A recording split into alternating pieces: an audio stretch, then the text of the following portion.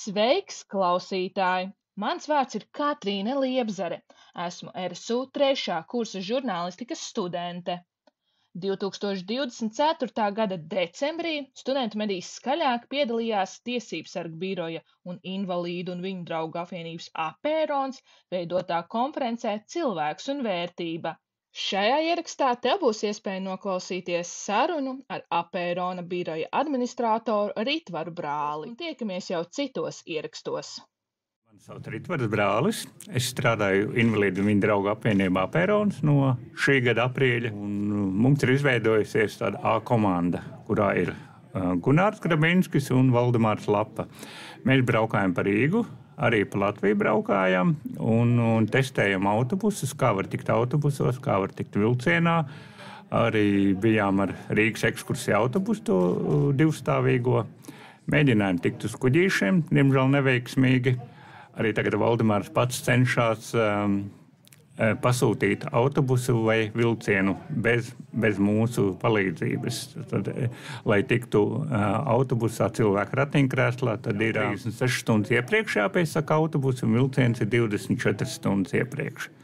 Mēs, protams, gaidām, kad visur būs jau augstās platformas, lai viņiem būtu vieglāk tikt vilcienos. Patreiz vēl nav, tāpēc arī Rīgas dzelzceļa stacijā, kur ir dīzeļu vilcieni, tad viņiem speciāli jāpasūta arī platforma, lai viņi varētu tikt iekšā vilcienā. Bet tajos elektrovilcienos tur viss ir rampa, tur var tikt. Vienīgi vēl ir problēmas, kad uz 3. un 5. ceļu, kad uz tiem nevar tikt, jo tur nav tā kā pārēja. Tāda neoficiāla pārēja ir, ko nav ieteicams izmantot cilvēkiem, kuriem ir mehāniskais ratiņkrēsls, jo viņam tie priekšējie ritentiņi var iekrist starp sliedēm un starp betonu plāksnēm, un tad viņš netiks laukā. Un tad arī lejā ir meeting points, ja, un viņi tad pusstundu iepriekš iesaka tur griezties, lai ar pacēlāju viņus uz 3. un 5. ceļu dabūtu augšā. Varbūt var vairāk pastāstīt, kā vispār izveidojās A komanda, cik ilgi tā komanda darbojas un kāds ir tas stāsts, kā izsākās?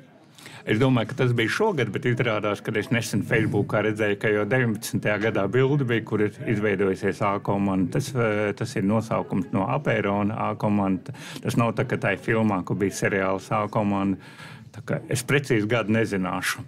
Es to frāzi dzirdēju no mūsu valdes priekšsēdētāja Ivara Baloža, kad mēs bijām Mārupē, pie Mārupas novada domas, kad mēs arī pārbaudījām, kā tur ir piekļūstamība ir, un tad es dzirdēju pirmo reizi šo frāzi A komanda, un tā arī mums aizgāja. Cik jūs bieži varbūt veidojat šādus eksperimentus, varbūt var pastāstīt, kas jums ir bijis tāds visspilgtākais eksperiments, ko jūs esat veidojuši? Tagad tuvojās ziema, tad jau būs mazāk, bet tā principā ir, kad gan Valdemārs, gan Gunārs visu laiku man tramda, ejam kaut kur, ja, un mēs cenšamies 2 reizes nedēļā vismaz pa Latviju. Rīgā mēs varam biežāk, mēs varam aizbraukt, paskatīties, kā var tikt muzejā, teātros, kinoteātros, un tādā veidā vislabākā pieredze laikam bija uz Siguldu, kad mēs braucām, kad mēs sadalījāmies pa 2, tad Valdemārs brauca ar vilcienu, mēs ar Gunāru braucām ar autobusu, un tad es vienkārši aizvedu viņus uz Paradīzes kalnu, kur viņi nekad nav bijuši, un es redzēju viņa acīs to prieku, jā, to patieso prieku, un kad viņi baudīja to dabu no Paradīzes kalnu, un Valdemārs uzreiz zvana mammai un rāda, cik te forši izskatās, un tā, jā, tas bija pats foršākais. Viņiem ir svarīgi izrauties no savas tā burbuļa varbūt, kad arī Apērons dod iespēju šādiem cilvēkiem darboties ikdienā. Tas viņiem ir ļoti svarīgi, jo mēs arī nesen bijām Dobelē ar Gunāru, un tad es redzēju, ka ļoti maz cilvēku ratiņkrēslos, un ar mums kopā nāca ja nemaldos, viņi no kultūras pārvaldes Naģerda, un tad es viņai prasu, kur ir tie cilvēki, kāpēc viņi nav ielās. Viņi teica, bet ko viņi darīs? Viņiem nav kur iet, nav ko darīt, ja, un tāpēc arī tas ir svarīgi. Arī Apērons cenšas cilvēks ar invaliditāti integrēt sabiedrībā, ja, lai nedalītu mēs un viņi, bet lai visi būtu vienādi. Tāpēc arī tā vidas pieejamība ir nepieciešama visiem, nevis konkrētai cilvēku grupai. Laika gaitā varbūt to esi novērojis, kad uzlabojas tā situācija, vai ir kādas lietas, ko tu esi ievērojis? Jā, šeit pirms kāda laika nebija varbūt kāds muzejs apmeklējams, bet varbūt tagad ir, vai arī varbūt kādi tavi novērojumi? It kā mums iekrita sirdī vairāk Latvijas Nacionālais mākslas muzejs, kuru mēs bijām jau 2 vai 3 reizes, un tad mēs redzam, jā, kad ir uzlabojumi arī iepriekšējā fórumā, kas bija 5. novembrī.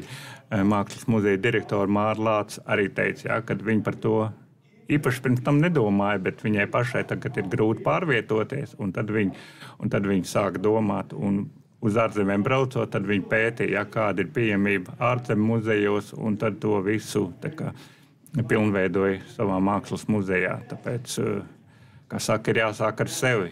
Ja tu pats to domāsi, ja darīsi, ja, tad arī tu to varēsi pārnest savā uzņēmumā.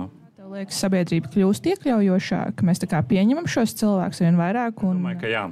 Kādreiz bija nievājošāka attieksme, bet tagad cilvēki ir uzlabojušies. Nāk klāt, ja kaut ko vajag palīdzēt. Es arī pats to redzēju, kad mēs braucām ar autobusu, kad iecēla cilvēku ar pacēlāju autobusā, un viens, kas blakām tur bija, viņš uzreiz palīdzēja, tā teikt, ieriktēt cilvēku ratiņkrēslā, ja, lai būtu pareizi, kamēr es tiku autobusā iekšā. Vai ir vietas uzlabojumiem un kādā ziņā? Jā, ir vietas uzlabojumiem nepieciešams. Tas ir visvairāk tas attiecās uz veikaliem, jā, kur ir trepīts un cilvēki nevar tikt iekšā. Kā piemērs var minēt Krišāna Barona un Lāčpeles ielas stūris. Hesburgers, labi, nav pat labākā ēstuve, bet iekšā jātiek pa trepītēm, kas nav iespējams, un uzreiz, kā tu esi iekšā, tā ir uzbrauktuve. Pēc kam tā uzbrauktuve ir vajadzīga, ja tu nevar nemaz tikt iekšā pa trepēm. Tad pirmais ir tā uzbrauktuve, nākamais, ja cilvēks ir kādā kafejnīcā, viņam vajadzēs noteikti tualeti, un arī tualetei ir jābūt pieejamai, un nav jābūt aizkrautai ar saimniecības precēm, ko mēs arī esam redzējuši diezgan bieži. Ir situācija, jūsuprāt, ārpus Rīgas vai lielpilsētām, kā Sigulda. Zinot to, ka Sigulda ir ļoti populāra turistu pūlī, ja tā var teikt. Jā, Sigulda ir pieejama. Jā. Siguldā ir arī padomāts par velobraucējiem. Tad cilvēki ratiņkrēslā var braukt arī par šiem veloceliņiem. Viņiem nav obligāti braukt pa ietvi. Un tas arī viņiem atvieglo. Un no visām pilsētām, kur mēs bijām, Sigulda pagaidām ir vienīgā vieta, kur dzelzceļa stacijā bija pieejama tualeti cilvēkiem ratiņkrēslos. Pārējām pilsētām ir vietas, jā, piemēram, Dobelē. Mums ļoti patika Dobelē. Dobelē bija ļoti daudz vietas, kuras bija pieejams. Arī Bauskā bija, bet ir kur augt, ir kur pilnveidoties. Vai tiek iesaistīti, piemēram, tiek kaut kas būvēts un projektēts arī pacēlāji un dažādas tur platformas, lai uzbrauktu šie cilvēki? Vai tiek iesaistīti, piemēram, organizācija vai Apērons, lai palīdzētu, kā būtu pareizāk izveidot, jo bieži vien jau tiek izveidots, bet tas ir nederīgs, diemžēl. Jā, tā ir. Jā. Arī mēs iesakām, kad pirms kaut ko sāk projektēt, sazināties ar mūsu vides pieejamības ekspertu Juritu Briedi, lai nav tā, jā, kā jūs sakat, no sākuma uzbūvēm, pēc tam pārtais. Pagājušajā nedēļā bija Norvēģijā, un tur šāda praksa tiek pieņemta. Jā, tad pirms kaut ko sāk darīt, tad invalīdu organizācija sazinās ar vides pieejamības ekspertiem un precizē, kas tieši tiek, jā, kā pareizāk visu uztaisīt, jo, ja dabas taks tiek uztaisīts pilnībā, jā, viss pieejams, tad viņi no valsts saņem līdz pat 100% līdzfinansējumu. Studenti ir jāapmāca un jāskatās to, lai mēs kļūstam iekļaujošāka sabiedrība, un liels paldies par šo interviju, Ritvar. Liels paldies!